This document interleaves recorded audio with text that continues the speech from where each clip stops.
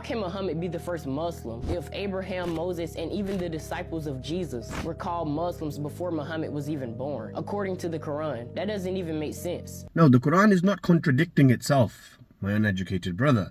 What you've done is you failed to understand the verses that you quoted. Let me educate you, right? The Prophet, peace be upon him and his family, is the first to submit in Makkah from among his people. Okay? Moses, peace be upon him, the verse doesn't even use the word Muslim or Islam. It says believers in chapter 7, verse 143. And indeed, Moses, peace be upon him, from among his people, he was the first to believe. And the Quran in chapter 3, verse 67, Muslims, why? Because they submitted to God. That's fine. The Quran in chapter 2, verse 132, they all submitted to God. That's why they're all Muslims.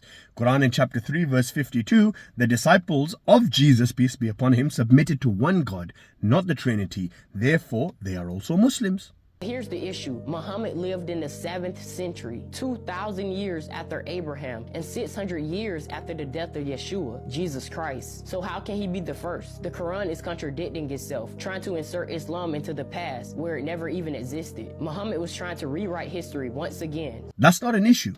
In fact, if anything, you've just proven that Islam and submission to one God, a monotheistic belief, existed before our Prophet came into this world, therefore proving that our Prophet, peace be upon him and his family, did not come with a new religion or try to rewrite history, but all he did was his message was a continuation of all the previous prophets. So there's no contradiction here. The Prophet Muhammad, peace be upon him and his family, among his people, first Muslim. Moses amongst his people, first to submit. Jacob and his sons among their people, first to submit. Abraham in his own society and in his own people, first to submit.